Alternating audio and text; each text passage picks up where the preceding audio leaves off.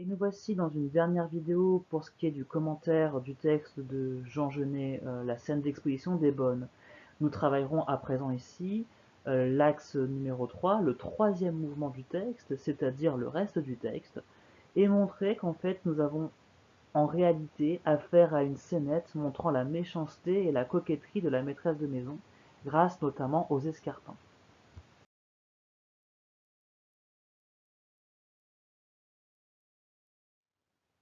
Pour ce dernier mouvement, je vous avais proposé trois consignes, dont voici les deux premières. Donc dans un premier temps, j'avais demandé de dresser le portrait en action de Madame. Portrait en action, c'est-à-dire comment ses propos et ses actions peuvent permettre de dresser son portrait moral. Et ensuite, dans un deuxième temps, je vous demandais de prouver qu'il y avait bien un échange de rôles entre les personnages. Cela nous permet d'obtenir les deux premières sous-parties de ce dernier axe. Donc en première sous-partie, je vous propose de travailler sur le portrait en action, que font les bonnes de Madame, et montrer qu'elle la dépeignent comme une coquette. Pour la deuxième sous-partie, il s'agira de bien rappeler que les rôles ont été redistribués dans l'objectif de caricaturer Madame. Enfin, il convient de ne pas oublier qu'il y avait une dernière consigne. Donc, dans la troisième consigne, je vous demandais d'expliquer l'intérêt des escarpins. En quoi ces objets de scénographie, cet accessoire, les escarpins, étaient intéressants. Et en réalité, il s'agit de mener le même travail qui a déjà été mené avec les gants de cuisine dans l'axe précédent. Cela nous amène donc à une dernière sous-partie dans laquelle il s'agira de montrer que les escarpins mettent en lumière et la coquetterie et la méchanceté de Madame, tout du moins d'après Claire et Solange. Pour ce dernier axe, commençons par travailler en première sous-partie sur le portrait en action de Madame qui en fait une coquette. La coquetterie de Madame se manifeste dans un premier temps dans ses gestes relatés par la didascalie, donc toutes les actions que va faire Claire pour singer Madame. On le voit donc dans cette didascalie puisqu'il y a une accumulation d'actions qui se réfèrent à la coquetterie. En effet, on le voit avec l'accessoire de la coiffeuse, donc cette coiffeuse qui permet justement de se regarder pour se faire belle, et donc qu'on retrouve avec les objets de toilette, mais aussi le verbe brosser ses cheveux, le verbe arranger son visage. Donc on a en quelque sorte ici le champ lexical de la coquetterie avec le vocabulaire du cosmétique. On voit aussi que l'attitude de Madame est une attitude de séductrice, selon Claire, toujours puisque c'est elle qui joue son rôle, dans la mesure où on a deux verbes intéressants à analyser dans la didascalie. On a ici le respire, qui renvoie ici au sens de l'odorat, elle respire les fleurs et elle caresse les objets de toilette ou alors elle fait appel au toucher. Donc une tendance quand même à la sensualité dans les actions du personnage.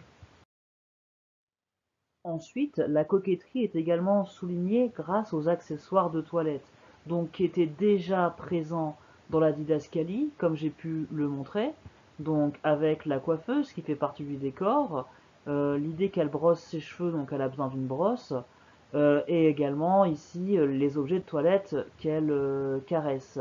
Mais on retrouve également d'autres accessoires grâce aux répliques de Claire, notamment lorsqu'elle dit, elle donne un nouvel ordre à Solange, à l'impératif, préparez ma robe, mais aussi encore un autre ordre qui vise à mettre en avant tout ce qui permet de la rendre belle, avec ici le verbe à l'impératif toujours disposer mes toilettes. On remarque également, si on va un peu plus loin, qu'il y a une accumulation de produits cosmétiques, ou tout du moins de produits visant à la rendre belle, dans la suite de la réplique. La robe blanche pailletée, l'éventail, les émeraudes. Donc une grande richesse en termes de produits visant à la rendre belle, qui prouve bien sa coquetterie, et qui se traduit aussi par une forme de surprise de Solange qui lui demande, qui pose une question, tous les bijoux de Madame, qui montre donc bien que on va étaler beaucoup les richesses et tous les accessoires de beauté de Madame.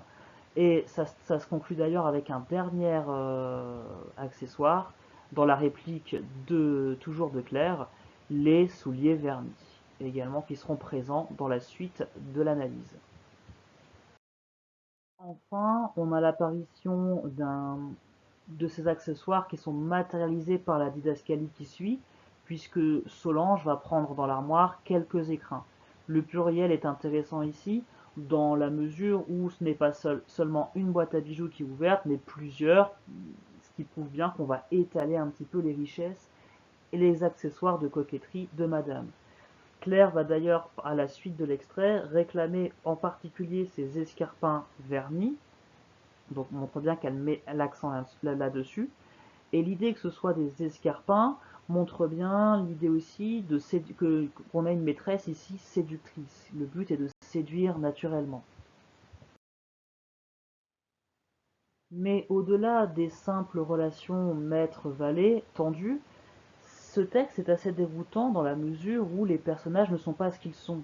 En réalité, et c'est ce que nous allons montrer dans la deuxième sous-partie, les rôles sont bien redistribués pour caricaturer Madame ici, puisque Claire est en fait une des bonnes et qu'elle joue le rôle de Madame, tandis que Solange joue le rôle d'une autre bonne, elle joue le rôle de sa sœur Claire. Et donc c'est marqué avec quelques indices. On remarque en effet dans ce troisième mouvement du texte que si auparavant nous utilisions la deuxième personne du singulier, ici on est revenu à une forme, on utilise le vouvoiement. La maîtresse utilise le vouvoiement pour parler à sa bonne, ce qui semble étrange. Donc on pourrait supposer, donc c'est ce que je suis en train de souligner, hein, on pourrait supposer peut-être que c'est une forme de retour au calme, la maîtresse s'est calmée, ou alors qu'auparavant, Claire s'adressait à Solange en tant que sœur, elle l'a tutoyée et l'agressait un petit peu verbalement, et là, elle avait pleinement accepté son rôle de madame en adoptant un parler plus correct. Donc on voit ici avec le vous qui apparaît, vous n'êtes pas là, mais aussi les verbes à l'impératif, préparer, disposer, sortez-les. Ou là, on n'est plus du tout avec la deuxième personne du singulier, mais bien avec la deuxième personne du pluriel, pour le vouvoiement, qui est plus poli. Mais il y a une autre ambiguïté qui apparaît rapidement, c'est au niveau de l'apostrophe, qui est répétée deux fois. Claire, Claire. Or, ici, c'est Claire qui appelle Claire, et on se rend compte avec la didascalie suivante qu'il y a un problème, puisque lorsque Claire appelle Claire, c'est Solange qui entre et qui appelle Claire, non pas Claire, mais l'appelle Madame, comme on peut le voir ici, avec l'apostrophe, et qui est répété à la fin de sa réplique. Donc on voit bien ici l'échange de rôle. Claire est devenue Madame, Solange est devenue Claire. Et on comprend donc mieux la présence de la seconde robe de Bonne, tandis que Claire est en sous-vêtements. On peut donc naturellement supposer que le second uniforme de domestique est en fait celui de Claire. Et on a donc affaire, dans une troisième sous-partie, pour terminer cette analyse, à une dernière scénette, non plus avec les gants de cuisine cette fois-ci, mais avec les escarpins, où on voit à nouveau un rapport de force entre Madame, jouée par Claire, et Solange, qui incarne Claire ici. Et donc grâce aux escarpins, dont nous avions parlé précédemment. Il semble tout d'abord que faire appel aux escarpins sert clairement, explicitement à susciter la jalousie. Parce qu'on voit bien que les deux personnages, en apparence, ne viennent pas du même milieu. Parce que les bonnes ont l'air un peu plus... comment dire? Les bonnes ont l'air un peu plus simples.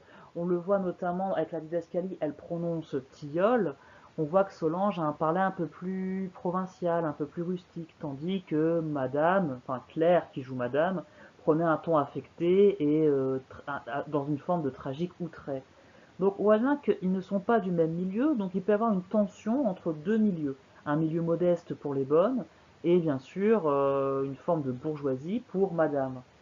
Et on peut donc voir que lorsque Claire demande à faire étaler tous les bijoux devant elle, ça peut clairement servir à narguer la pauvre petite bonne qu'est Solange, ou qu'est aussi Claire du coup.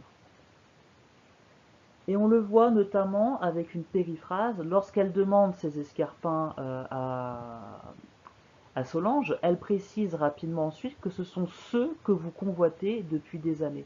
Donc on voit bien ici avec le verbe convoiter qu'il y a une notion de jalousie. Et on voit aussi qu'il y a une volonté de faire mal, de faire souffrir l'autre, parce que lorsqu'elle demande à sortir toutes les affaires, elle prétexte que c'est pour choisir, mais la didascalie, avec beaucoup d'hypocrisie, nous montre qu'elle n'en pense rien. Le but est donc non pas de choisir, mais plutôt de faire l'étalage de ses richesses devant quelqu'un d'un milieu beaucoup plus modeste, comme pour le narguer, et donc clairement susciter la jalousie. Pire que ça, on se rend rapidement compte qu'au-delà de la jalousie, les escarpins vont surtout servir à humilier Solange en lui supposant un adultère, qui n'est peut-être pas d'ailleurs. En tout cas, on n'en sait rien à ce moment de la pièce. En effet, on le voit juste après avec la proposition infinitive de but, pour votre noce sans doute. Donc sous-entendu, elle voudrait les escarpins de madame pour sa noce.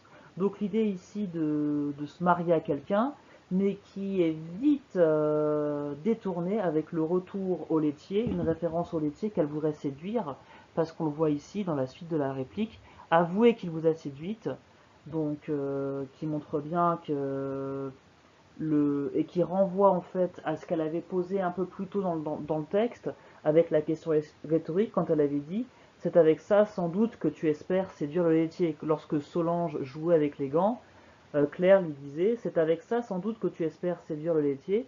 Et là ici, cette histoire de laitier revient, où là, elle sous-entend qu'elle voudrait avoir ses escarpins pour pouvoir séduire le laitier. Or, si on voit bien qu'ici c'est qu'elle espère séduire le laitier, c'est donc qu'elle n'est pas en couple avec le laitier. Et que si le laitier l'a séduite, c'est pas pour autant qu'il l'a mariée. Donc ça montre que Solange, en réalité, est seule. Et donc, faire une référence comme ça au mariage, qu'elle n'aura sans doute pas d'ailleurs, c'est déjà une forme de cruauté vis-à-vis d'elle. Et on voit très rapidement que du mariage, on glisse vite vers l'adultère. Donc il vous a séduite, et surtout l'expression que vous êtes grosse, là où en fait, hors mariage, il l'aurait fécondée, elle serait enceinte de lui, et il l'aurait déjà abandonnée. Donc une forme de violence aussi, de cruauté, et une violence qu'on retrouve également avec la répétition de l'impératif. Avouez, avouez-le, avec la modalité donc injonctive, et doublée à la fin par des points d'exclamation qui rendent le propos beaucoup plus virulent, beaucoup plus fort. Mais, comme pour la scène avec les gants, on peut se demander ici si cette scène avec les escarpins nous montre plutôt la soumission de Solange envers sa maîtresse, ou alors si au contraire c'est déjà une forme de rébellion.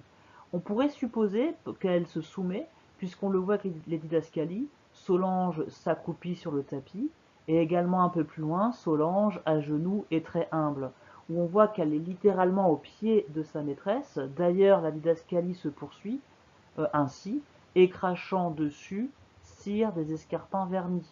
Où on voit que littéralement, elle est en train de cirer les chaussures de sa maîtresse, elle est à ses pieds. Donc on pourrait supposer une forme de soumission. Mais en même temps, si on regarde bien, pour cirer les escarpins, elle crache dessus, donc peut-être qu'elle pense bien faire, mais en crachant sur les chaussures de sa maîtresse, c'est peut-être déjà s'apprêter à lui cracher dessus. Et c'est déjà la porte possible vers une révolte future. Enfin, cette scène de cirage de chaussures mène surtout à une vraie humiliation de Solange en train de jouer le rôle de Claire, puisque Claire, en train de jouer le rôle de madame, laisse éclater à nouveau tout son mépris vis-à-vis de la bonne. Donc on voit que ça part au départ du fait de cirer les chaussures avec les crachats, ça ne plaît pas à madame, puisqu'elle dit bien, je vous ai dit d'éviter les crachats. Donc là, on voit bien que l'attitude de Solange, puis toujours avec le passé composé, je vous ai dit, donc ça a déjà été dit auparavant, Donc là, ça confirme bien la rébellion qui a été supposée.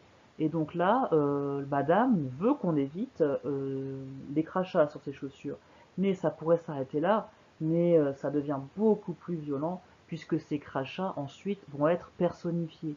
Elle dit ainsi qu'ils dorment en vous, ma fille, qu'ils y croupissent, comme si c'était des espèces de germes, de maladies, de microbes, euh, de mauvaises choses microscopiques qui dormaient en elle. Donc on en fait en quelque sorte ici une pestiférée. D'ailleurs, elle poursuit son propos en se moquant avec l'interjection haha, qui montre bien ici la méchanceté, et surtout une antithèse ici, puisqu'on a vous êtes hideuse, ma belle, où du coup le ma belle sonne de façon très ironique et elle est en train de l'insulter avec un terme très fort, hideuse, ici. Donc on a bien une humiliation de Solange, qui est toujours humiliée comme le montre Lady Dascali, puisque elle est littéralement au pied de Madame, qui d'ailleurs tend son pied, que Solange examine. Et elle le dit d'ailleurs dans son ordre, penchez-vous davantage. Donc toujours un verbe à l'impératif, penchez-vous davantage, donc encore plus épouser le sol, encore plus manger le sol devant elle, et surtout un nouvel ordre ici, vous regardez dans mes souliers, alors que elle passe son temps à se regarder dans le miroir, elle est en train de demander à sa servante de se regarder dans les souliers. Et donc on a bien ici une opposition entre le miroir dans lequel Claire se contemple et les souliers dans lesquels Solange est obligée de se regarder, comme pour s'humilier.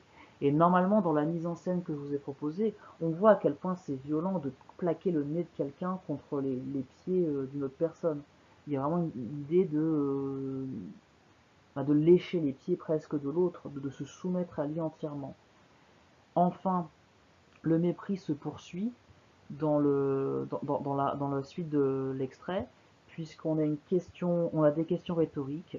Pensez-vous qu'il me soit, donc ici, là, ce que j'essaie de faire apparaître, pensez-vous qu'il me soit agréable de me savoir le pied enveloppé par les voiles de votre salive, par la brume de vos marécages, donc sous-entendu que non, Solange cire mal les souliers, Claire ne veut pas, trouve ça désagréable, et on le voit avec des périphrases assez péjoratives. En tout cas, d'abord une périphrase précieuse, de me savoir le pied enveloppé par les voiles de votre salive, donc qui prend une tournure un peu comique quand même. Donc cette tournure précieuse, les voiles de votre salive, mais qui devient très vite beaucoup plus péjorative avec la brume de vos marécages, où la salive de Solange devient donc par analogie des marécages, quelque chose où vont croupir les microbes et les saletés.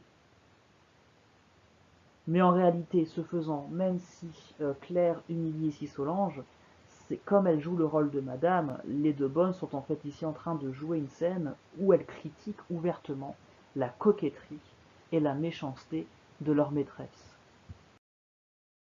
Maîtresse d'ailleurs qu'elles projettent d'assassiner.